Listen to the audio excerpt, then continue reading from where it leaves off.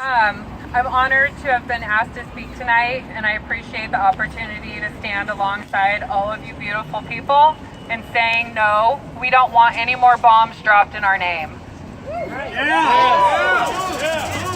I served in the United States Army for 4 years, 8 months, and 23 days. During that time, I learned many valuable lessons and was shown the kindness of humanity in ways I still cannot fully comprehend. I traveled extensively during those 4 years. The poverty I saw overseas was comparable to the poverty I see every day here in Portland and throughout the U.S. Everywhere we went, it was the poorest who suffered the greatest. One of the most shocking realizations as an 18-year-old was that poor people here are similar to poor people everywhere. Amen. I saw houses in South Korea that used trash for insulation in their roof.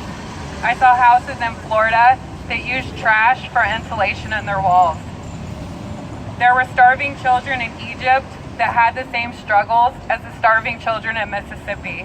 I found, though, that everywhere I went, there were kind, caring people who only wanted what we all want, the freedom to pursue a genuine life free of oppression. At 19 years old, I found myself lying on a tarmac at 2 in the morning, holding my M16 in the prone position, locked and loaded. Wow. Sorry. My only instructions were to fire at will if anyone came in my direction. Who's real? As I sat pondering what I was actually going to have to do if anyone came my way, I realized these people wanted their freedom. They wanted their freedom from the U.S., they wanted their freedom from their oppressive governments, and the most basic freedom they wanted was to eat and feed their children. Yes. They were more like myself than I had ever been taught. It was in this moment that I realized how fucked up the system is. It was in this moment that I realized we send America's poorest children to kill the world's poorest people. Who does this benefit? It doesn't benefit us, and it doesn't benefit them.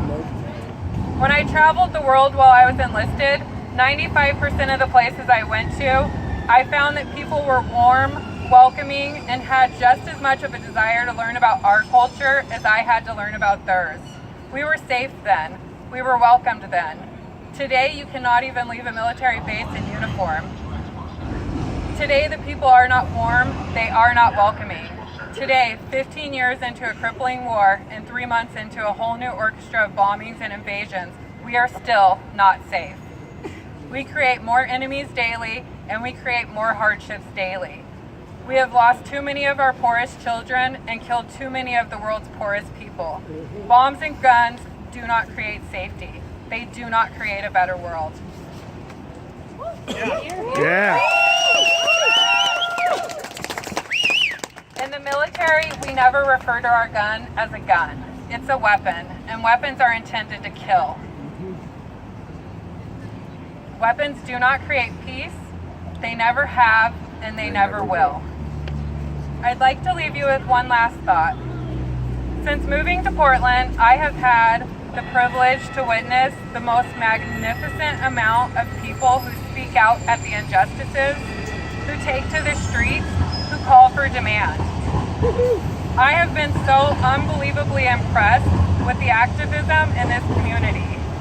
During my time in the service, I witnessed outspoken, like-minded people be very easily divided, and I am seeing a similar division happen currently. I'd like to impress an idea that the Army taught us about breaking up large groups of activists.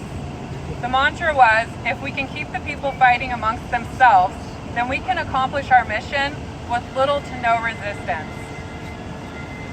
So you see, if we successfully divide these groups, we keep them in small groups.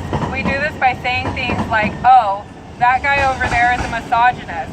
That woman is very combative. That group of young adults, they're trying to take over your movement. We could start with a pebble that simple, get it rolling into the groups, and it will, as it always does, become a boulder that they will squabble over until our mission is complete.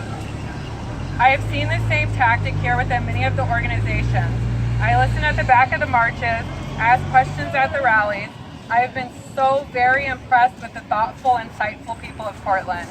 I have also been dismayed by the lack of joint forces and the constant division of the groups. For this is what they intend to do. So tonight, let's stand together as a whole. Let's stand back and bask in the power of our unity.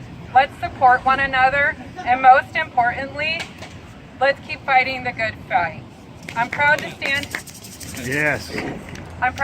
here with you, and I'm honored to have you all at my side. Thank you for your time.